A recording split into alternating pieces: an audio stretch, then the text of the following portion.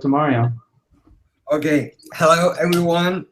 I hope not many people has left the building yet. So, well, okay, I'm going to explain everybody what we are going to do this morning for you, this evening for me. I'm going to explain the three pieces you have seen in the video. The first one will be Honey, which has been my latest release. The second will be one of the commissions I've got from Adobe this year's, which is called Vulnicura. And the third one will be everyone's favorite, or so I think, which is Betrayal. And I will save that one for the end of the talk, okay? So let me share with you my desktop. I'm going to try to find the icon. It's here. Okay. You should be watching Adobe Photoshop screen. Yes. Correct me if I'm okay. Nice. It's there. So this is the first piece I'm going to explain. It was done some months ago. It's called Honey, and it's a surreal view, my surreal view about sex.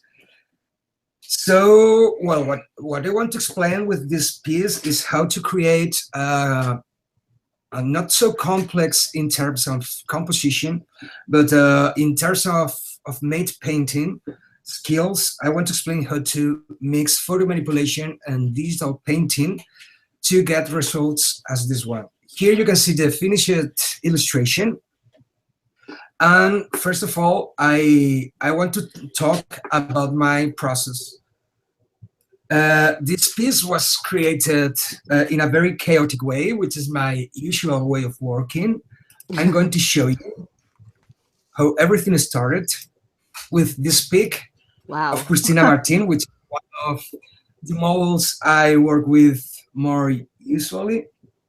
And we came with this from a very random photo shoot session we did for the cover of Antimatter's album, The Judas Table.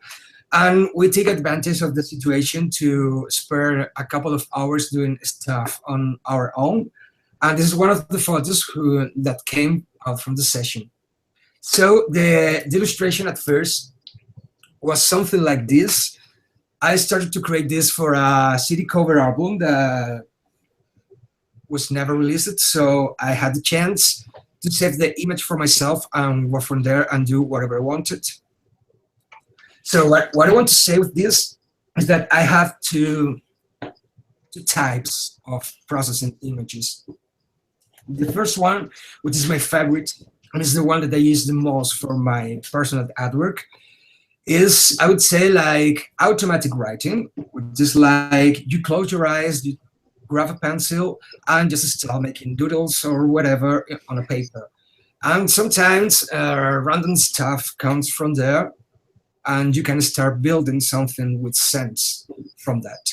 So what I usually do, I start to throw images all over the canvas, and at one point, it starts to make sense to me. What I'm trying to mean is that I just let my subconscious speak for me.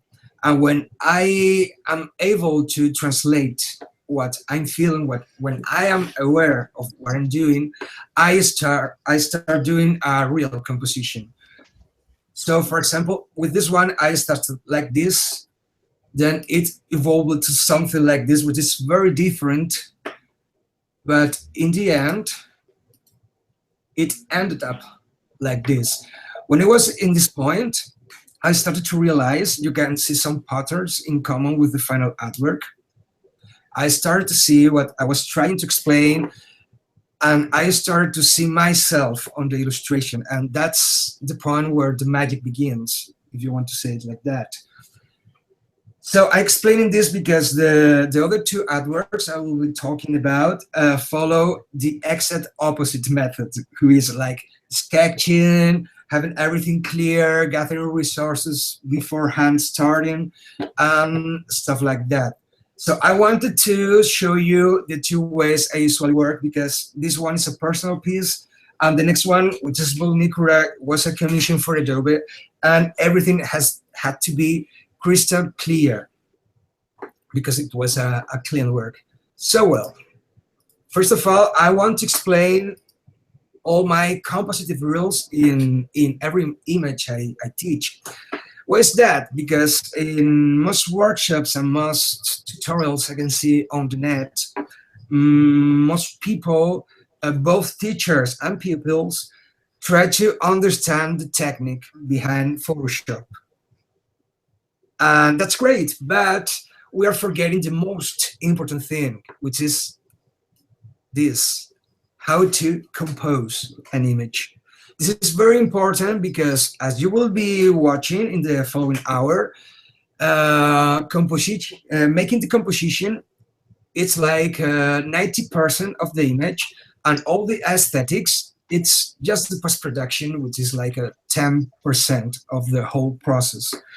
And in case you don't understand it by my words, you will be seeing that as I will start making the layers visible. So first of all, for this image, I divided the canvas using the rule of thirds, which I'm going to take for granted that everyone knows what is it. It consists in dividing our canvas in 3 equal areas, both vertically and horizontally. And then you will find some conjunction points here that are very close to the golden ratio ones, they are easier to get. So knowing this, I know that my focal point can be here, but it's not mandatory. And since I wanted to create a pyramidal composition, I'm taking some straight lines from the bottom corners to create the pyramid. Then from there, I'm going to decide where the focal point is going to appear inside the pyramid and inside the square that I'm making from the row of thirds. So in the end, I'm ending with my focal point here. What does it mean? This means that I want readers to start reading I want the viewers to start reading the image from here. And like if it were something radial, start reading it like a spiral. So that's why I created this crown, because it's something radial that helps the viewer to follow the direction I am intending them to do. So with this being said, I'm going to start showing you all the layers. They are all hidden by now. And the first thing I want to say is that I'm going to show them as they appear in a background to foreground basis. This means that in the original illustration, they didn't appear like that.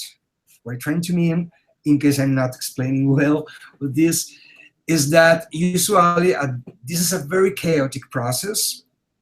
I might start with the model and then work on some details and then go to the background and then come back to the model and so on and so forth. So in this case, I'm going to start showing you the background. This is an expanded photo because this is a very big canvas. Well, this is a reduced version to save some RAM and assure that everything is broadcasting properly. And I'm using a Gaussian Blur Smart Filter. And in doing this bigger, I want to show you this trick in case you don't know it yet.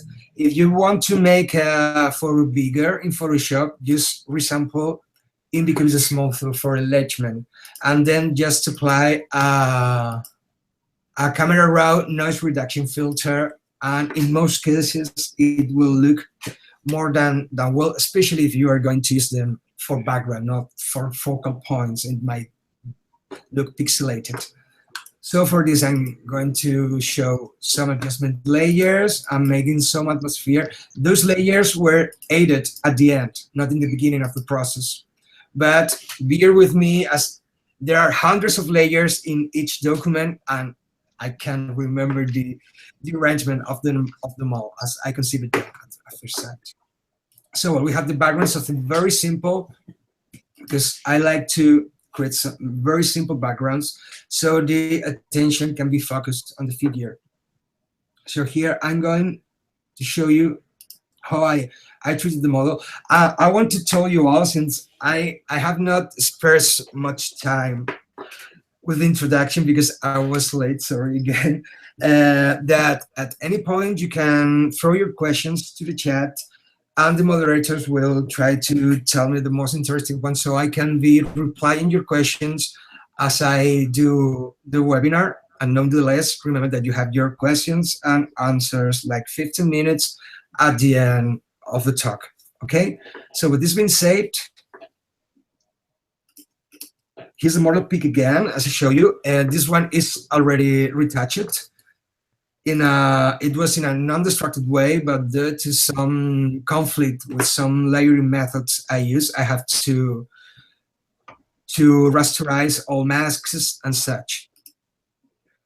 So basically, this is cut out with the pen tool, and then it's refined using the clone stamp and all these marvelous tools like patch tool, the spot healing.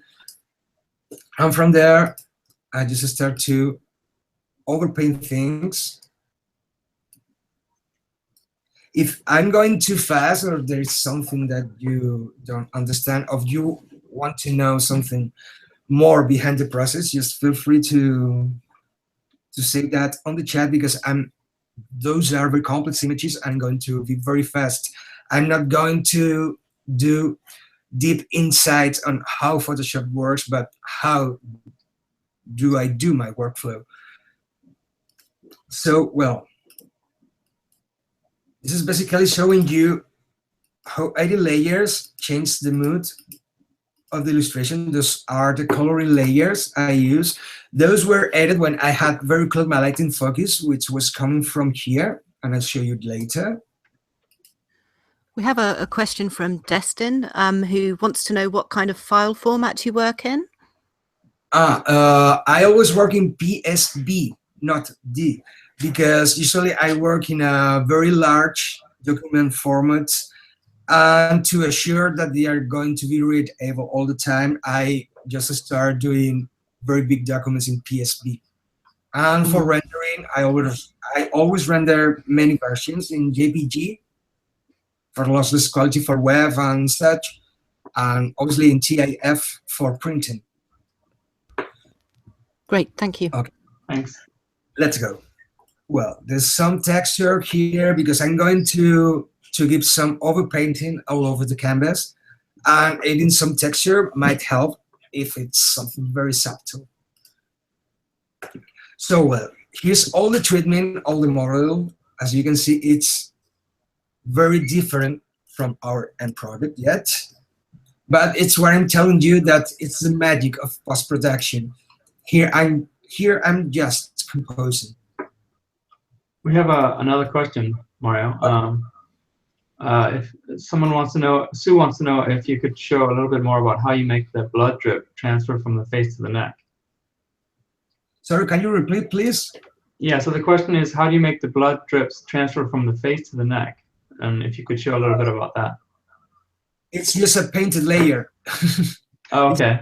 It's not, most of the stuff I do, most people ask me which effects I use. I'm sorry to disappoint, but everything is painted. So okay. I use some photos. Must take you a very, very long time to do each image. Yeah. It must take you an extremely long time. Yeah, this illustration took 6 months. Wow. Actually. Wow. Yeah. Wow. I think that's your images have such high impact because you can really see the amount of detail that you put into them. It's just astonishing. Yeah, I'm quite obsessive with that. So that's why I make the base composition, as you can see here, with photos, but all the effects are painted, most of them. Usually when I use some effects that are within Photoshop, I usually explain them. Like, for example, puppet warping, which is around here, or the camera raw filters, or the blur filters. But they are the less of the tools I use. I used to start throwing all the photos in a very chaotic method. And then I start to, you can see the painting layers, how they start to appear.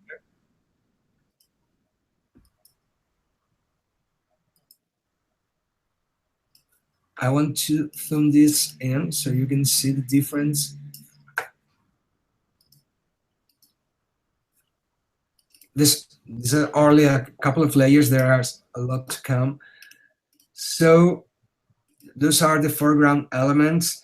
In this case, I use a smart Gaussian blur filters because when you are not sure of the depth of field of the final illustration, it's a good way to use a smart filter so you can change them afterward. For example, if here I wanted to change the depth of field, as you can see here, I can change it at any time.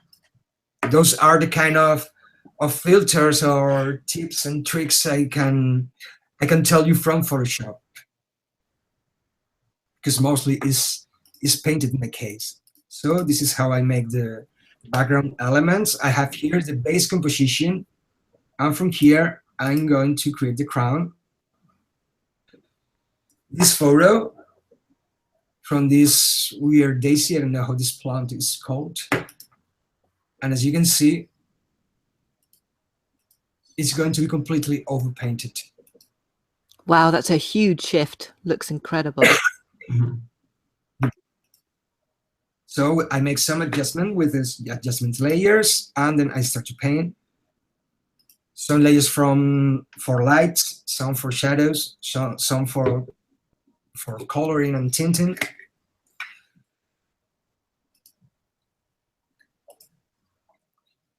Separately, each one doesn't make any sense, but they start to make sense when they are all combined. Okay, here has some butterflies.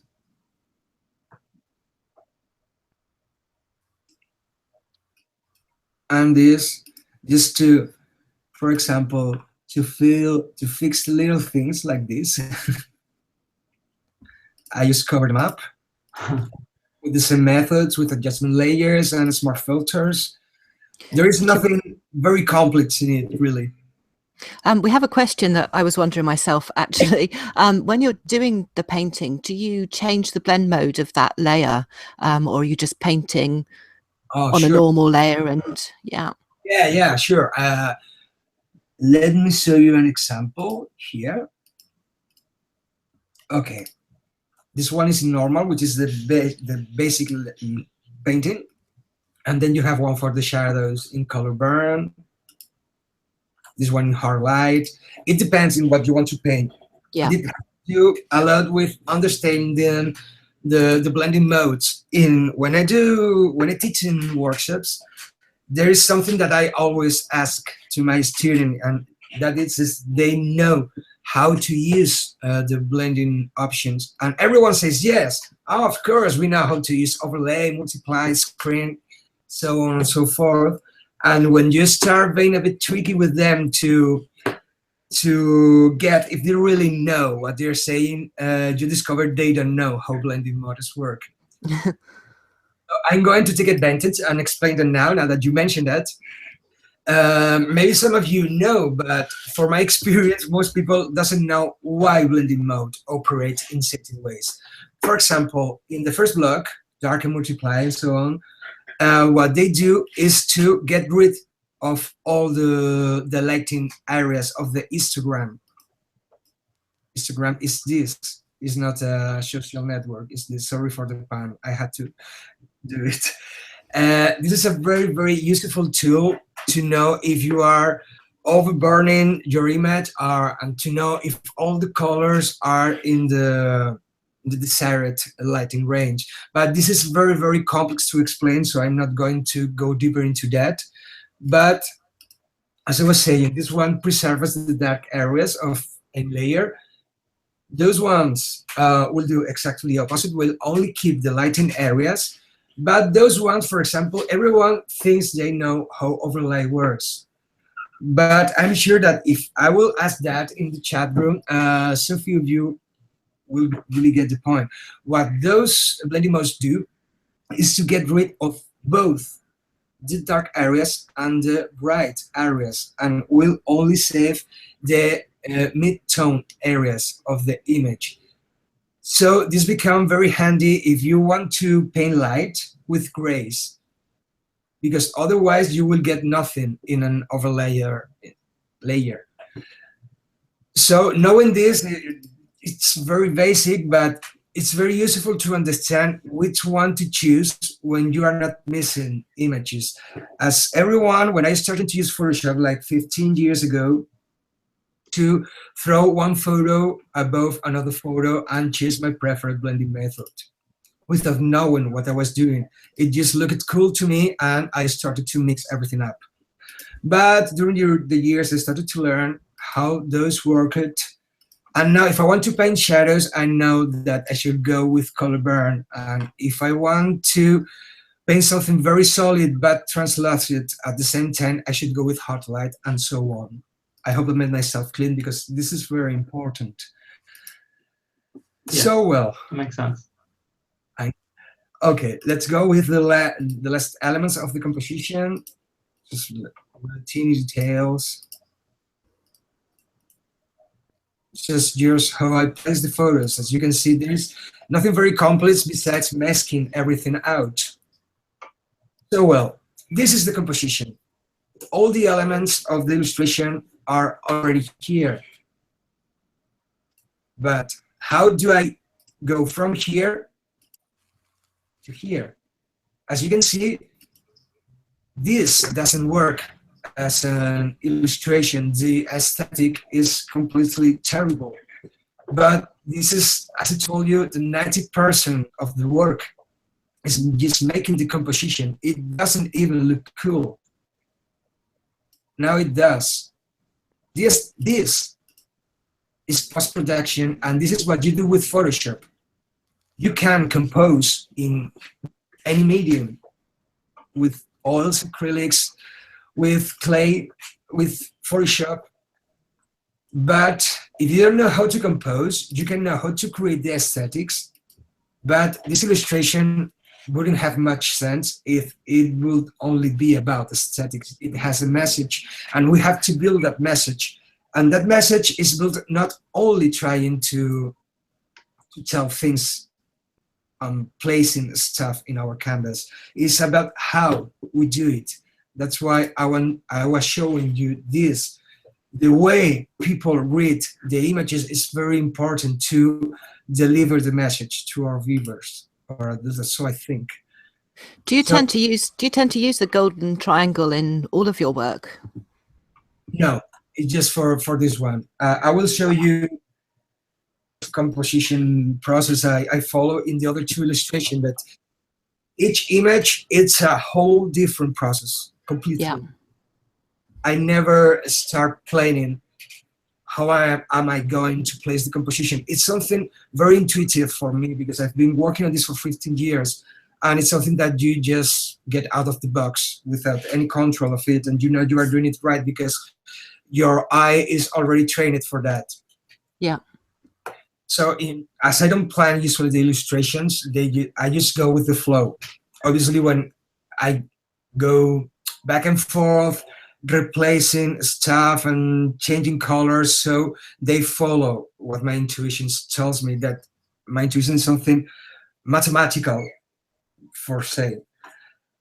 So well, as you can see, there is a lot of post-production here, but they are just adjustment layers, is to create the proper aesthetic I'm looking for. Then I wanted something very gold, because I was talking about sex, and I wanted something very luxury, but combining with the tension that the model is showing.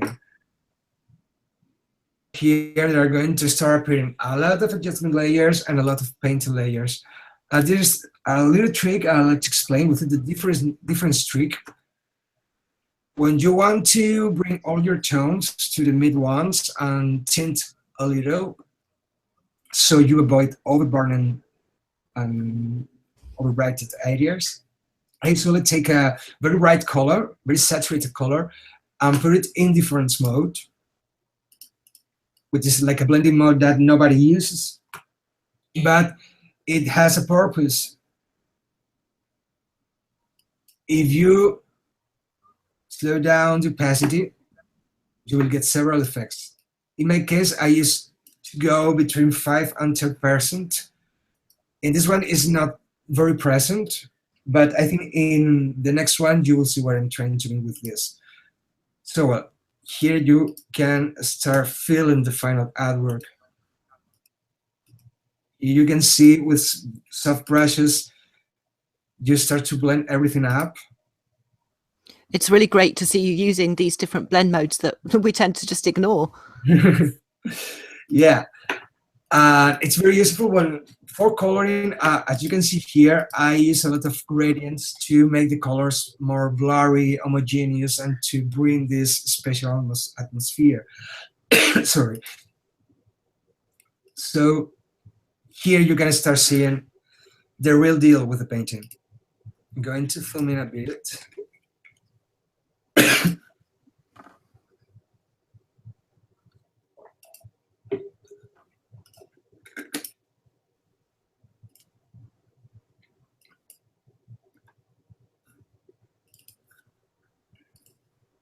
Some particles that I really want to add here.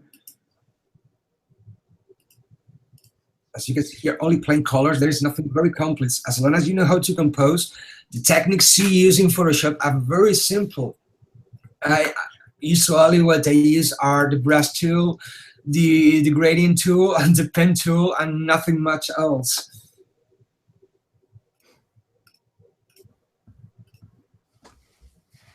It really just shows you how powerful all of the tools are just within Photoshop without using any plugins or any extras. Yeah, that's what I'm trying to say. As long as you know how to create an image, how to tell a story within a visual concept, the aesthetics are something very easy to create, at least for me. So well, and now Seems like you work very intuitively. You work very intuitively, like the image kind of makes itself almost, and you're orchestrating it. Yeah, they appear from nowhere. It's like what I was explaining at the beginning, that I throw random stuff on the canvas, and at one point I understand what I want, what I'm trying to say, and that's the fun thing always, because you don't know what you are going to find. Sometimes some illustration end up in the bin trash because you start to experiment and nothing good comes from that. But sometimes you end up with good stuff, I think. And well, as I was saying, here comes the magic. I really love camera raw filter. It's my favorite feature in Photoshop because if you know how to edit photographs, this is the definitive tool. From my point of view, you can touch everything in just a single tool, and the way it has to handle the lighting is just so special, and you cannot find that in any other tool in Photoshop. So this was a great addition some years ago, and I use it in all my illustrations. I must say Camera Raw is one of my favorite things to use. There's a question actually from Samantha asking if you use a lot of brushes or whether you just stick to the basic brushes and paint with those. Well, I use the basic brushes. I'm sorry to disappoint, but I didn't use anything fancy here. I have my own brushes that I'm going to show here. They are very basic with some texture and such, but those are the ones I usually use. Unless I am building the image with painting from scratch, if I only use the brushes for overpainting, I use the basic one. I don't need anything else. And if I need to make something fancier, I come here and I build them on my own, at least for now. So well, once I have my camera raw filter, there's only a few things to polish, which is overpainting a bit more. I'm going to show you this area, which I'm particularly fond of.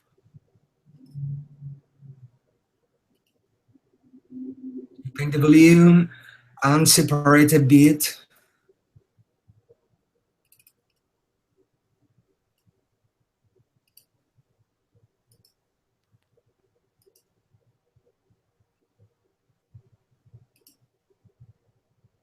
That's it. And that's how it's done. As you can see, there is nothing spectacular in the making, just knowing how to place everything and just going with the flow. But now I'm going to show you how to do things in the opposite way with Vulnicula, which was one of the commissions I've got from Adobe this year. And they gave me a very strict briefing. I was completely free to create whatever I wanted, but it was mandatory for me to use certain assets and resources they gave me. So for this one, I didn't use digital painting. I used 3D in this case. This is a very complex illustration. I'm going to show you. These are only a few of the photos I used to build it. These are the 3D models that I created on my own in Data Studio. And those are the photos. And I want to stop here to explain the importance of gathering resources. I'm aware that not everyone is able to buy photographic equipment because it's really expensive. And I know that very well, that it's very expensive. So if you're able just to get a very simple camera, I'm going to tell you, my photographic equipment is very basic. Like, it's not professional equipment. I use a Canon EOS 550D. And I'm being honest with you. If you don't know what kind of camera is one of the most basic Canon cameras. But you have the magic of Photoshop to fix that up later. Knowing that I don't use photograph as a form of art by themselves, I use them as a part of my work. There's no need to spend thousands of dollars or euros in equipment. So why I'm telling this? Because when you want to build something as complex as this, for example, for this landscape, I was going to use like a dozen photos. And if they are, as you can see here, if they are shot in the same place with the same lighting, you are not going to need very deep retouching to make them look homogenic. And that's very important because sometimes we see advertisements on the streets or on the magazines, and they look hyper realistic, and you ask yourself, how have they done, how are they able to mix up so many photos and they look like a single photo? Well, I'm going to tell you the truth. Everything is shot in the same place, with the same lighting, at the same hour, and with the same specifications. So you just have to mask them out and put them together in Photoshop. There's no more retouching than that. I guess that some of you might be disappointed of hearing this, but this is the way we work in the professional industry. This is how things are done. I remember when I was younger, when I was starting to make compositions with photos in Photoshop, I used to download a lot of stuff from stock places. They all had different lighting specifications, different resolution, different noise levels. It was very difficult to mix them up, and I would spend like weeks trying to make them look homogeneous. In this case, for this illustration, I have like less than a week to create this because I have a deadline with Adobe, and Adobe is like big words for a creative. So I had a week to create this, so I have to gather all my resources that I had shot from by myself in the same place, so everything will look homogeneous regardless of all the post-production that would come after that. So well, we have a question that's kind of related to that from Robert, who asks if you ever use any stock besides what you shoot yourself. I try not to. In this illustration, I didn't use any photo that wasn't shot by myself. And I only go to public domain, not royalty free, just public domain photos. of things I cannot shoot. For example, I always put this example, is very funny, but it's the one I've got. If I will need to place a penguin in a composition, I live in Spain. It's very hot here. We have no penguins. And I'm not going to pay for a trip to Antarctica to shoot penguins.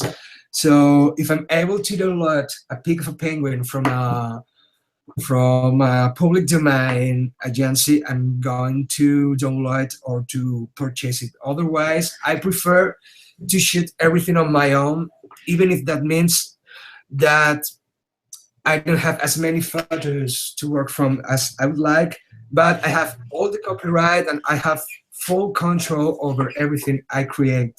That's why I was talking to you about getting a basic camera and shoot everything by yourself if you're doing full illustration. So, well, let's go. Now I'm going to explain the composition. This is the sketch I sent to Adobe. Well, I think I'm a better photo compositor than a drawer. And, well, this is the composition. This one, it's something more complex. I'm going to explain.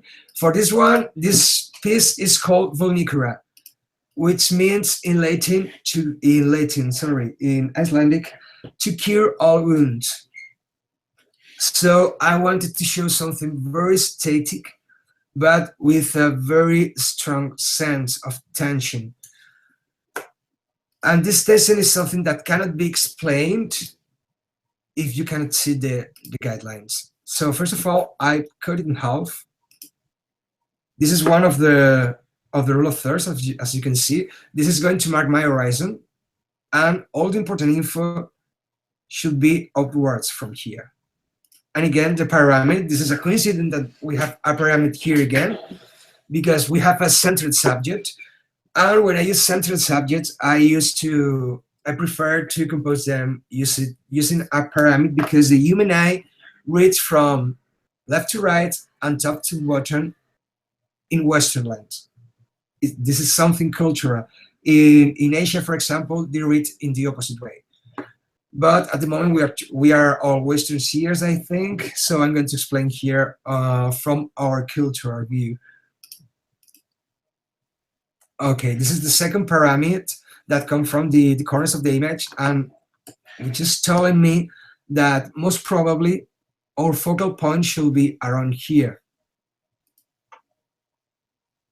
So, but what I want to do is to create something aesthetic, but with a bit of tension, plus without movement, which is something very complex to achieve. So what I'm going to do is, knowing that my focal point is here, I'm going to place my focal point outside the focal area, which is here.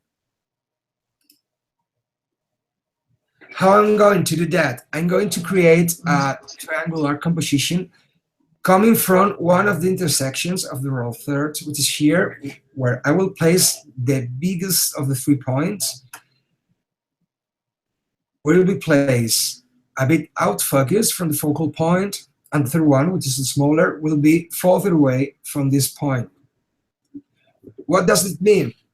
This means that my composition will be falling apart to the right here, but having the rest of elements going down, that will create some equilibrium. How I'm going to do that? With a second focal point.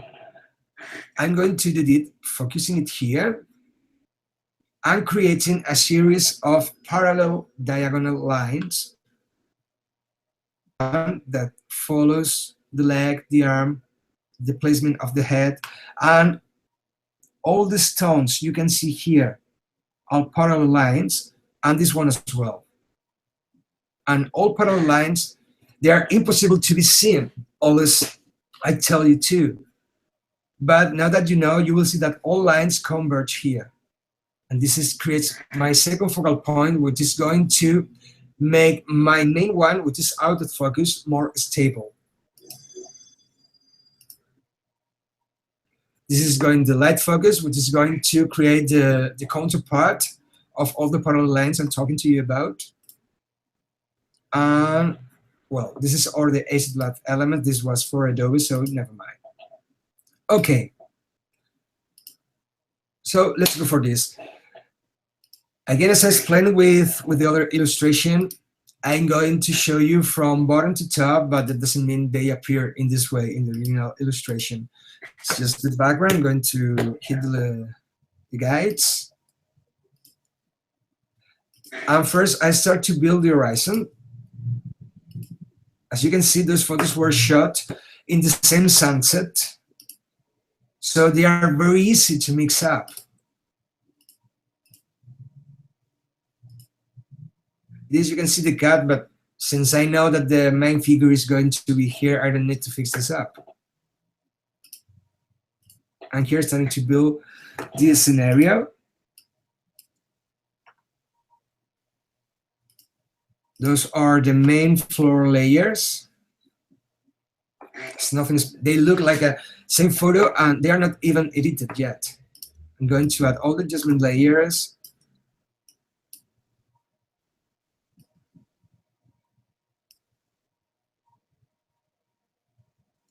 Okay, there are some background elements here that were placed at the end of the image processing. Okay. And now let's go with the fun of this. He's our main character. It's rendered in 3D. I retouch it as a smart object. I'm going to show you here. It's overpainted as well because some areas were not rendered at their best. So I have to overpaint them. As you can see here, there are a lot of noise, dark edges and such. So I used the clone stamp tool and then overpainted everything. So the render looks as good as is intended to be. So now in this, I use some more adjustment and painting layers around here. Some small details. And just to give some more realism to this tattoo, I used to start putting some texture, which I'm trying to find. There are so many layers. Bear with me, please. Even if they have names, they are very difficult to find if I want to make this in a proper order.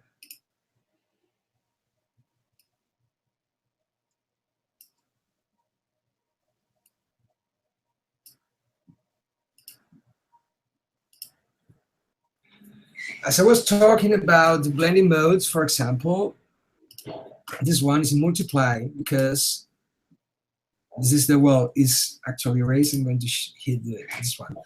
Okay, this is the original photo.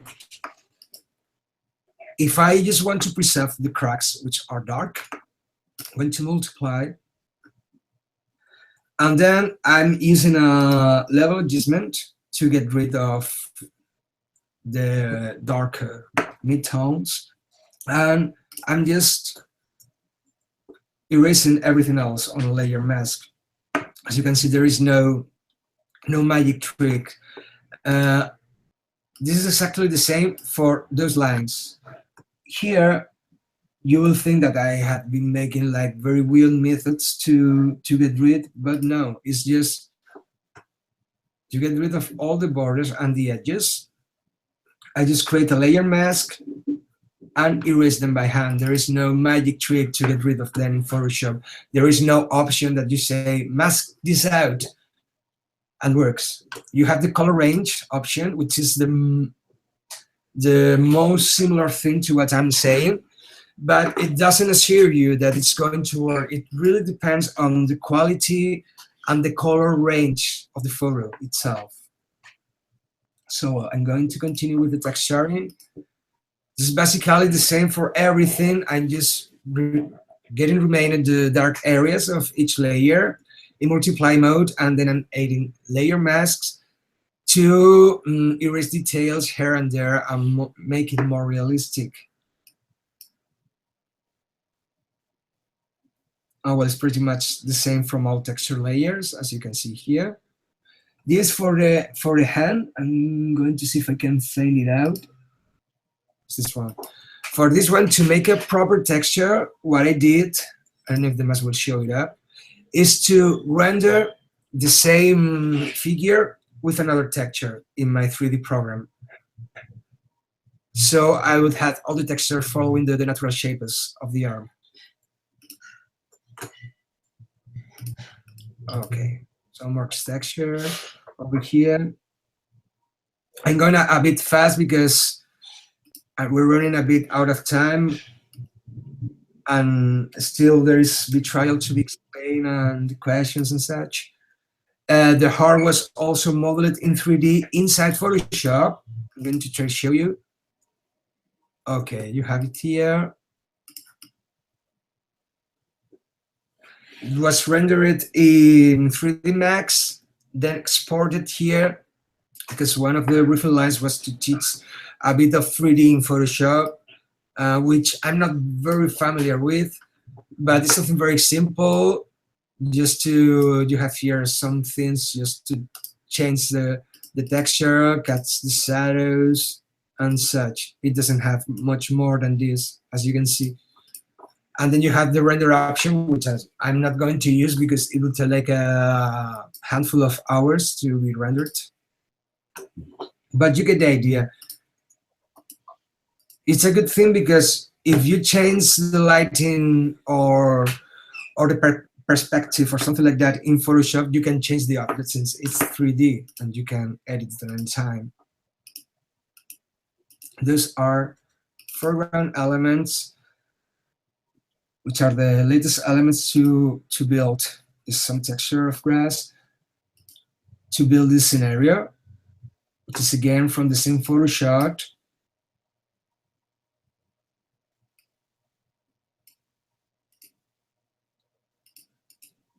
And yes, because I guess some of you might be wondering about this.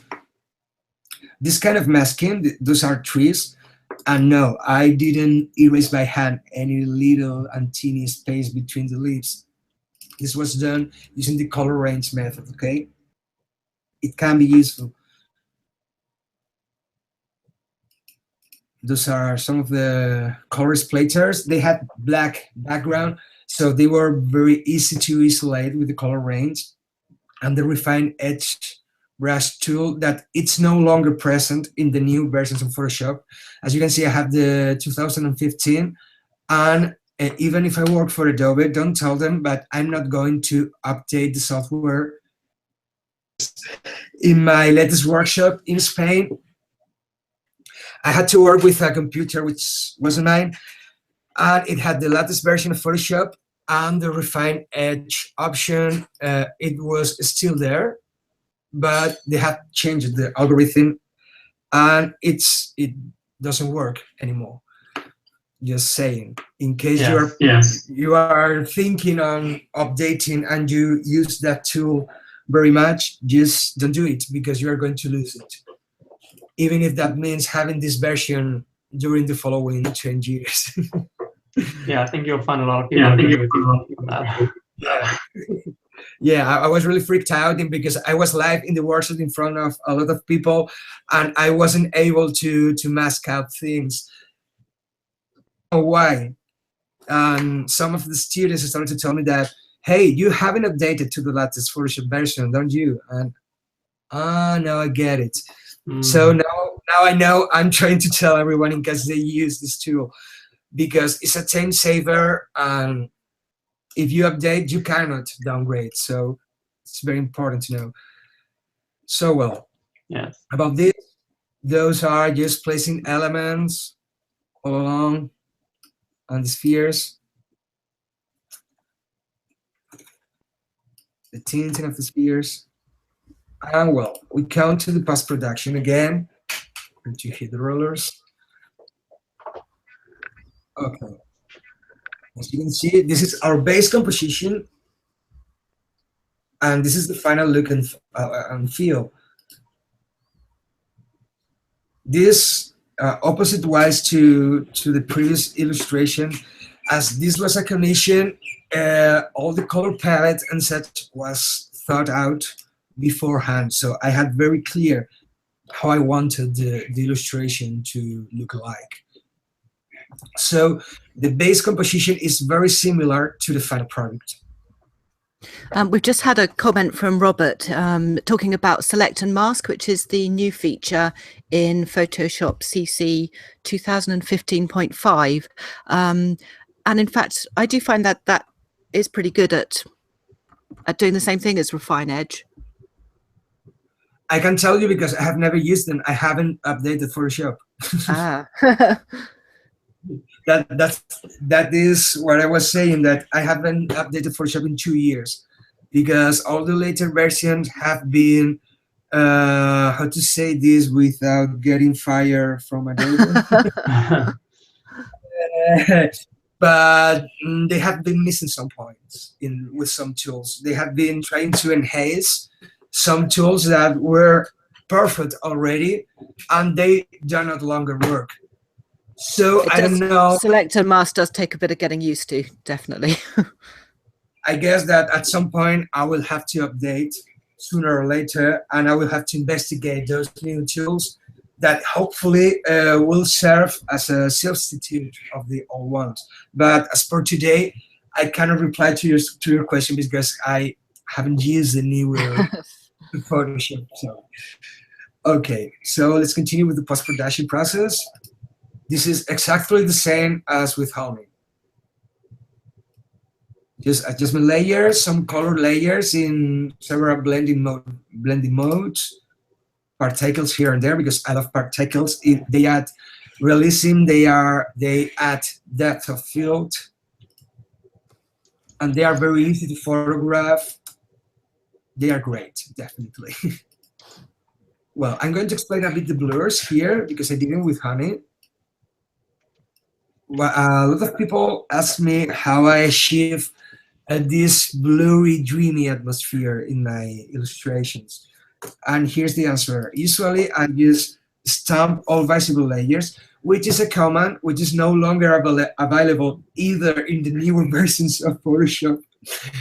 There's another command, but in the older versions, you hold Command, Option, Shift, and the E key, and it creates a new layer with information of all layers. And from there, you can apply filters and blending modes. In my case, I go to a Gaussian blur filter and put the layer into a screen blending mode, sometimes soft light, but I prefer the screen. And I go to levels and increase the dark ones. So I leave like a trail of like a dreamy atmosphere on the right areas of the illustration, as you can see. And then I play with opacity until I see fit. Here is some to make overlighting. What I do is to create a new layer in soft light mode and use black and white to create the lightnings and shadows in the same layer, just to organize myself.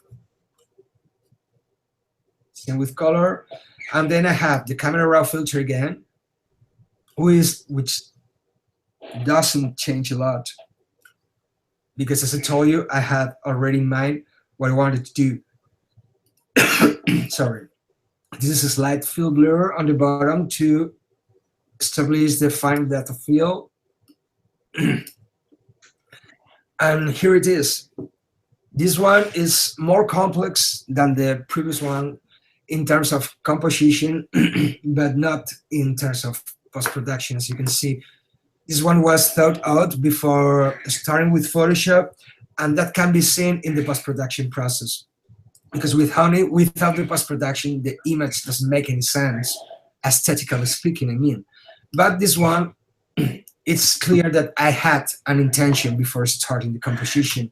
And that's the difference. In the end, both methods work well. If you know how to tell a story, how to compose, you know your lighting, your colors and such,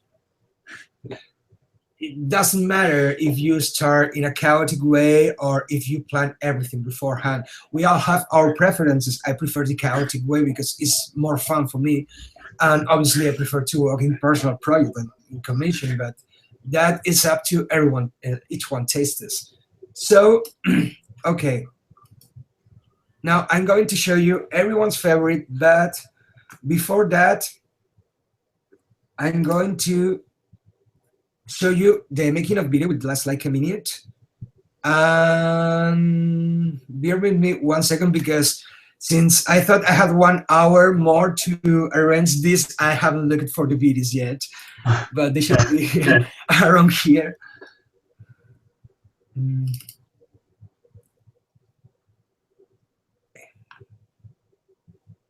I don't know if it's this one or this one. Well, I'm going to take my chances.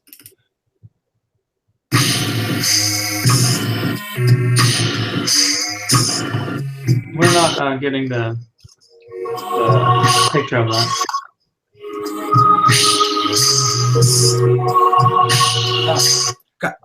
You are not able to watch the video, right? No, we're still seeing your Photoshop screen. Okay. The Photoshop screen. Okay, let me. Okay. Okay, if I'm sharing all the screen. Now you can, right? Yes. Yeah. Okay.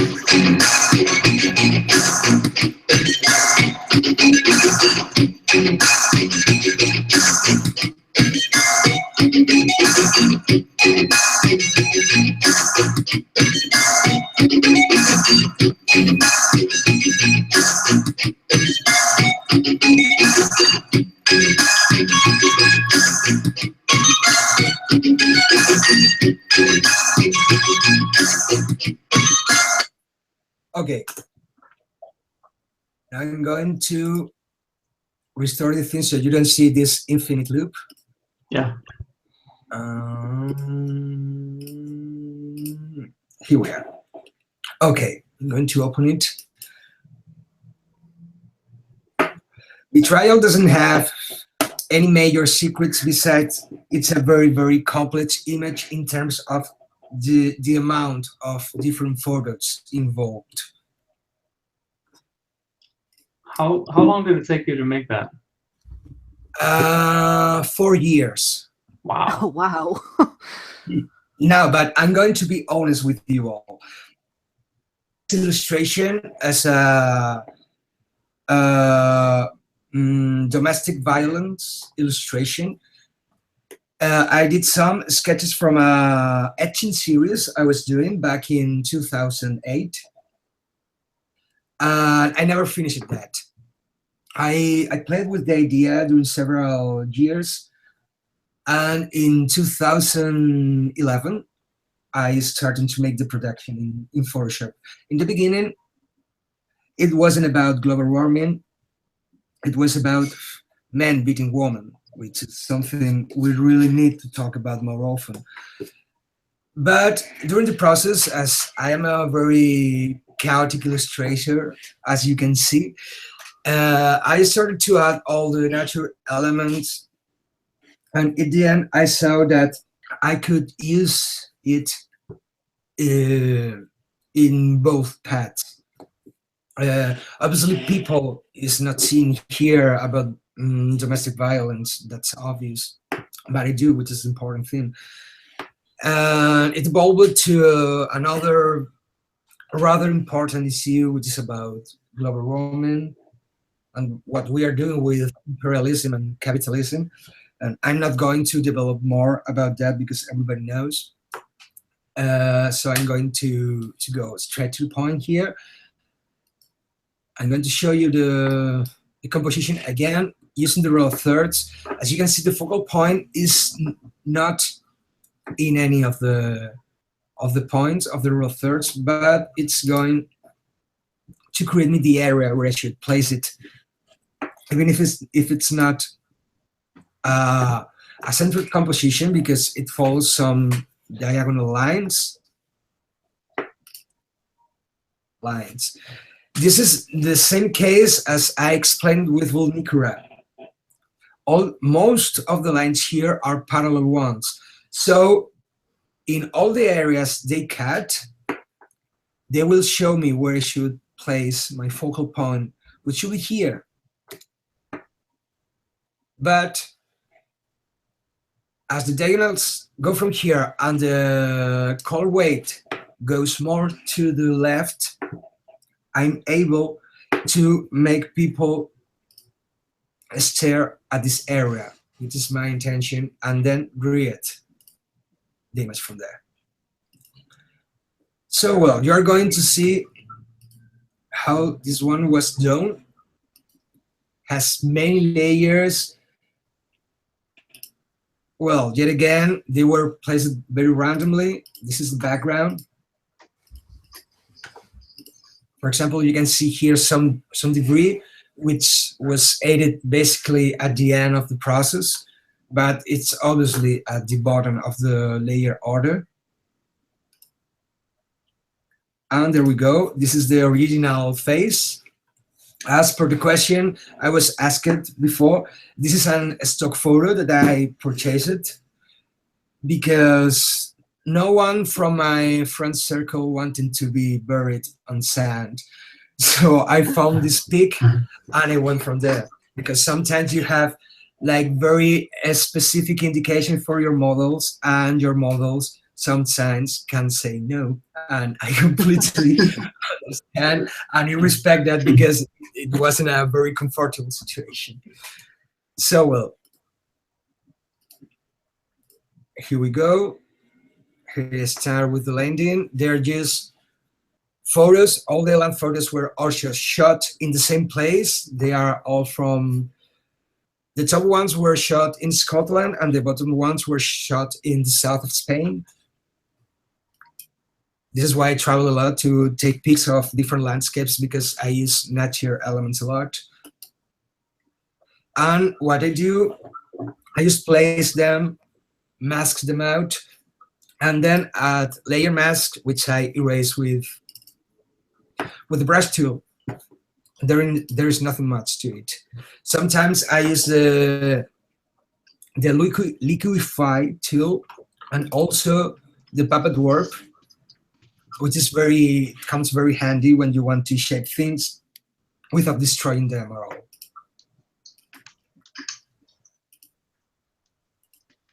So, well, basically all the process is the same. It's just placing all the landscape peaks, masking them out, blending them. They are all in normal mode.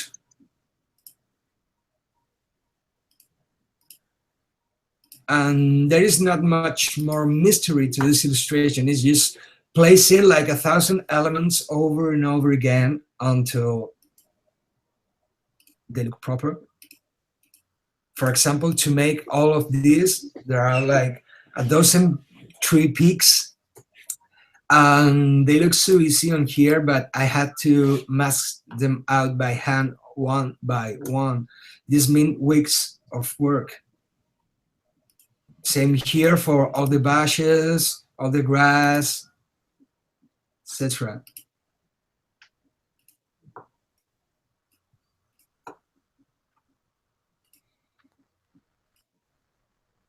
Okay, here we have our main figure.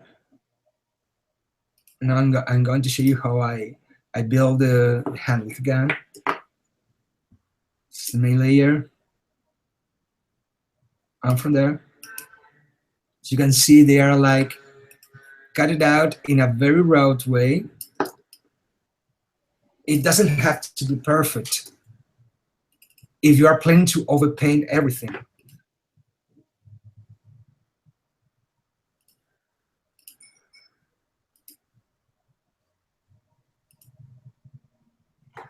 So basically all the burning, it's painting in different layers with teeny touches.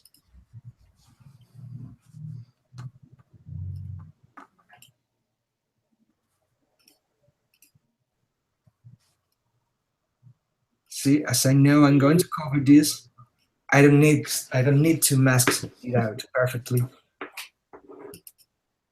Because again, this piece was planned beforehand. Even if in the making, it was a mixture of the two processes I've been talking to you about.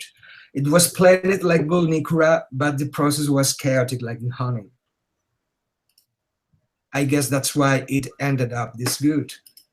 I want to believe. It's amazing seeing it all coming together and just the sheer amount of detail involved in it. Yeah, and they're like very teeny pieces that when they come together, they create something big. This is the interesting stuff, because you see those things and you know it's very tedious and boring to mask everything out.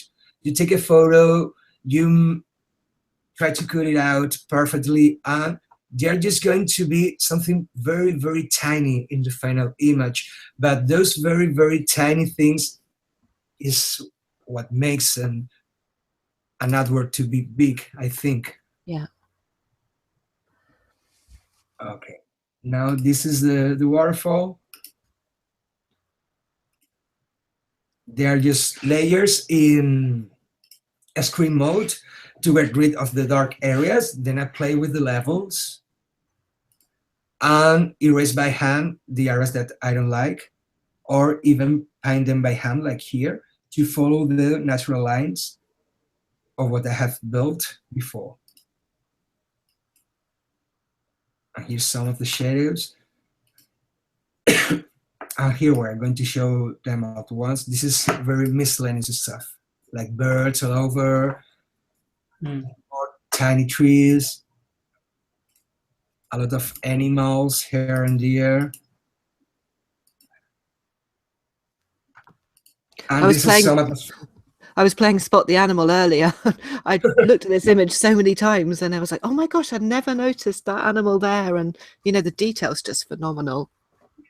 Yeah, I do this because as I intend to sell the pieces in canvas and posters and prints and such, I want my customers to buy the pieces they like and they think they know. And when they receive them in their homes in big formats and they see them in full resolutions, they see, oh, well, I didn't know about this. And they start to find very tiny things that are already there, that have always been there, but they didn't know. And that changed completely the meaning of the illustration to them. Yeah. I think it's something very important to offer to the people who are going to purchase what you create and that support your way of life. So, well, this is some to separate the planes and create atmosphere and create three-dimensionality and realism. Sometimes I add like haze layers, just like in reality. Just it's like we cannot see that in reality, but we can build it in Photoshop. So, well, this would be the image. This is all the composition created.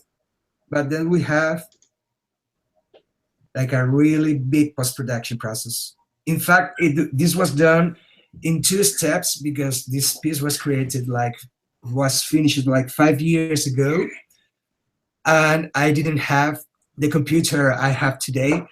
My computer just almost exploded at this point. It able to handle so many layers. Now I can see here it's like 5 gigabytes big, which is something very small for what I do today. My latest illustration, which has to be released in a couple of weeks, just took about 12 gigabytes of space. Wow. And that almost fried out my computer, almost. So what I had to do with this one, I had to flatten the document in another file and finish the post-production there because I was unable. to do that in the same document with all layers. What does that mean? That if I had to change anything from the composition, I wouldn't be able. So everything had to be perfect, which was quite a challenge because I was aware what kind of piece I was creating, and I didn't allow myself to commit any mistakes. So the composition was to be as perfect as I could. There was no turning back while doing the post-production. So some lens flares here, particles everywhere. And here, let's go, especially with the color. I think one of the most important things of this illustration is how color was handled. As you can see here with gradients, you can do pretty much everything. Gradients, gradients, gradients. See how the mood has changed already. And then this is some old school techniques that I don't no longer teach because when I created this piece, there was no camera raw in Photoshop. So you have to imitate some laboratory processes by hand. One of the processes is this one, which has a name, but to be honest, I didn't remember it today. So I just put it to correction. It consists in merging all the layers in a new one, inverting them, and then desaturating everything and putting in either overlay or soft light blending mode, depending of the strength. And then playing with the opacity. What this does is very similar to when you come to Camera Raw and play with the luminosity, the blacks, the whites, the lights, and the darks. It's very similar. What this does, it takes the brightest and darkest points of the histogram, again, this thing. If you have spikes around this area or this area, this means that you are overburning or over brightening your illustration, and that also means that you might find white or black spots when you print it, which, at least in my case, is not desired. So when you use this kind of effect, you throw all those spikes to the middle center of the histogram and you get rid of them. Now you can do it with Camera Raw, but this was my method to recreate that when Camera Raw wasn't implemented in Photoshop. So, well, here I have a lot of fixed layers. This will be like the final illustration. But for example, if I want to, I start to overpaint everything.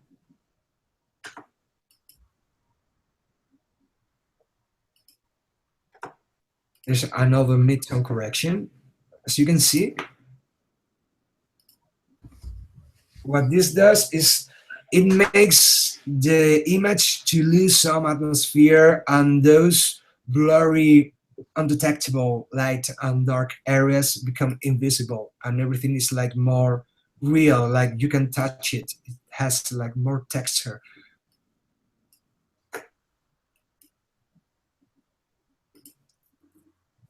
And here little touches, as you can see, of small areas of the image.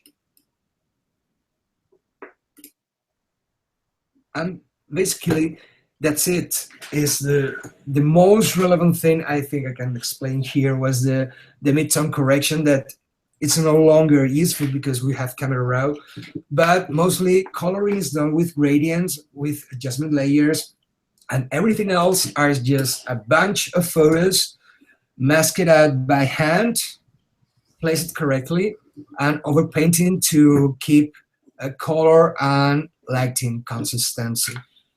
And that's all to Betrayal. Most people think that there are a lot of special effects and weird techniques in my workflow, but they are not. Even if I know how to do it and I know a lot of effects to be done in Photoshop and such, I feel more comfortable working like this was something more analogic, because I didn't start being an illustration in the digital era. I started like more than 15 years ago, and everything I did was oil on canvas and collage. And I guess that after so many years working that way, that translated into my way of working in digital. So, reaching this point, well, I'm 20 minutes more than we expected. But anyway, I told you I was going to compensate. That's why I talk a bit more than I intended. So I'm going to enter into the chat room. I'm going to stop sharing my desktop, so you will see my non-sleeping face. Okay. Well, thank you so much for going through that. Because I'm it's amazing. I never sleep. So processes absolutely amazing. Thank you. Thank you. So, well, everyone, it's your turn to ask everything you want. I'm going to be here until you are tired of asking questions. Okay. I actually have a question before we turn it over.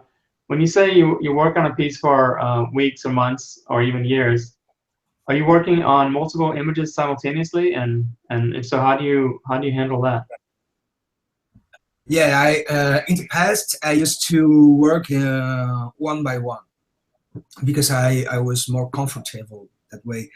But during the years, as I started to develop as a professional illustrator, I usually find myself trapped between 20 images at the same time. I might be working in like 3 CD covers, 2 book covers, 3 advertisements, 4 workshops, and then I have my 4 or 5 personal projects. And you just cannot finish one after another. You have to work on them all at the same time.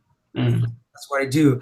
For example, the next project I'm going to publish, I started it 2 years ago, and it's a very simple illustration. It has so few elements, but it had some handicaps in terms of color that I needed to think out in the proper way, and that took me 2 years, believe it or not. And in the meantime, of course, I'm working in a dozen projects at the same time. Great. Looks like we have a question from Sue. Are you able to read that on the chat? That old school technique. You can recall the name of the image, image? No, it's not. It's not the same. I don't remember the process, but it's a process that's been used in photographic laboratories since 18th century or 19th century, something like that. But it's not a command you can find in Photoshop. For example, since I came from the old school, and before Photoshop, I was developing my photographs in laboratories by myself. I'm no expert, but I know some of the techniques. For example, the high pass in Photoshop is one of those techniques, and Adobe developed a filter to apply that, but not for this one. The most similar adjustment you can find in Photoshop for this would be the image adjustments, shadows, and highlights. Well, it doesn't work exactly the same until coming right to Photoshop. Great. Do you have a question, Caroline? Don't be shy, don't bite. Yeah. Oh. I actually had a couple of questions, but I think you have answered them really when you've been going through the images. One is that often I find I change my mind during processing an image quite a lot of times on things like the color scheme and the exposure, and I think I have a clear view in my head to start with, and then it completely changes. Do you find that you do that, or do you tend to stick to a general feel?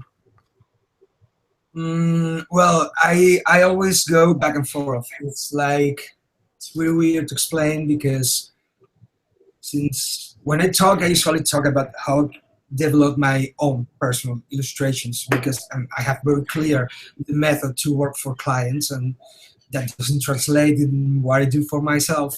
Yeah. So usually it's a fight against myself going back and forth. Yeah. Okay. Thanks. That's good. That's a bit with me. I think that happens to us all. And I it's think very it's complex interesting. because it makes me like very crazy, you know, especially in the post-production process when you have all your composition finished. It's like I can spend whole days just hiding and hiding an adjustment layer and see if it's worth for it to stay there or to decrease the Yeah. opacity or to change the color, and it can be there for days. And that's why, for example, my comrades in the studio are always laughing that it's like, Mario, you finished this illustration 1 year ago. Why the hell haven't you released that yet? And it's like, that color balance layer is messing my life up. It's just like that. Do you re-edit all of your old images now using Camera Raw at the end? In my life so easier, but even so, as being a very complex filter and having so many options, what it really does in the end, it's making my life harder because I have to fight against more controls. Yeah. In fact, we have a question from Clive saying, "How do you know when you have finished?" I never Or do you know? Do you know? No. I actually never know. When I was younger and I was starting with digital illustration, I'm talking about 2005. We had no Facebook, no Twitter, no social media. Besides the very first social media platforms, which were like the artistic one, like DeviantArt, GFX Artist, EG Society, and such. Most of them are dead already. And I remember taking like a couple of days for each composition, and as soon as I did the last adjustment layer, I would publish that straight away. And now it's like, I think I had finished with all the post-production. I closed the image. I give like a couple of days so my eyes can breathe. Then I open it again and I start to see a lot of mistakes. And this color shouldn't be here, and this lighting is wrong, and this layer is not well cut, and such. And then I refine everything, I close, I came back a couple of days, and then I find the same situation over and over again until one day I say, okay, I'm fed up with you. I'm not going You to must dream. You must dream of all of your images all the time. It's like I end up having a bad relationship with the man. It's like, I really hate you. Get out of my computer, go to the internet, talk with the people who want to meet you, because I don't want to know anything about you. So that's why I'm actually really proud, or like just a handful of my images which haven't made a mess of my life. It's an interesting way of looking at it. Like for me, they are like my kids, like my children. Yeah. Some better than others. They certainly resonate so much. You obviously put so much of your soul into each of them. Astounding. I'm a big fan. We have a question from Robert about getting clients. You reach out to clients you want to work with, or do you just put your stuff up there and wait for people to contact you? Okay. It work for me. It's like usually I'm going to explain how I started to build my business. At first, I was starting, I wasn't aware of my talent, I wasn't aware of my social skills, and I wasn't aware of my business skills. So what I thought was like, okay, very, very tiny town in the south of Spain, people here doesn't even know what a computer is. So I don't know how am I going to sell my stuff from here. So luckily I was bilingual by the time. I knew English and Spanish. So I thought, okay, I'm going to place everything on the internet in English. I'm going to try to attract international clients, because what I do has no room in Spain. And 15 years later, it still has no room in Spain. It's very sad, but that's how the world works. It's not my fault. So my idea was to have the best portfolio I could create for myself, the best images I could create by myself, and the best social media work I could do by myself. And I crossed my fingers thinking and hoping it to work. And well, it worked. Well, it worked because I specialized myself.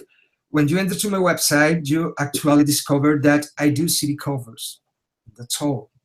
In fact, it's not the only thing I do. I do a lot of things. I do city covers, book covers, branding, advertising. Damn, I'm even recording an album. I have directed movies. I have acted in performances in theaters, in operas. You know, it's like, but you're not going to put everything in your portfolio. You are going to put what you want to sell, because we creative minds, we artists, we are not like supermarkets. We are like specialized stores. And when prospective customers come to us, they have to be clear that we are selling something concretely. It's like you wouldn't go to a supermarket if you want to buy a guitar. You are going to a guitar store. So this basically thing that works the same. So going to the point B, during the years, as you start working professionally, you start to work on your self-esteem, and you realize that what you're doing is not that bad, and you have clients and people like what you do, and you are not that bad as a businessman because you are going to how to negotiate with people and such from all over the world. So why don't you try to get in touch with people you really like what they are doing? I started to do illustration because I always wanted to do as city cover artist. And one of my dreams is to work as the illustration of the bands I like. And for my luck, the bands I like are not especially mainstream. They are like really underground acts, so they are more easier to get in touch with. So some of my biggest projects come from me for talking with them, just sending an email. Hey, I find here, I am a city cover artist, and if you find my aesthetic study table for your next project, well, I'm here. Drop me a line if you want. And sometimes I have succeeded at that, and sometimes not, but you have to try. When you have developed a portfolio over the years, I have 10 years of experience doing city covers, and I think I've a trustworthy businessman because I have a lot of people behind me supporting what I do in terms of clients. So why not? I'm not afraid anymore of doing that, but I understand that the first option is to make something that talks for you until you get enough clients and enough confidence to make the work by yourself. Okay. I think we have maybe time for one more question. Yeah, sure. Okay, so it's from Lynette. I find that when creating my art, I go from side to side, top to bottom, with different elements and things. Sometimes I feel like I put too much in and it gets overcrowded. Is there a white space or spacing rule that needs to apply when making a good piece?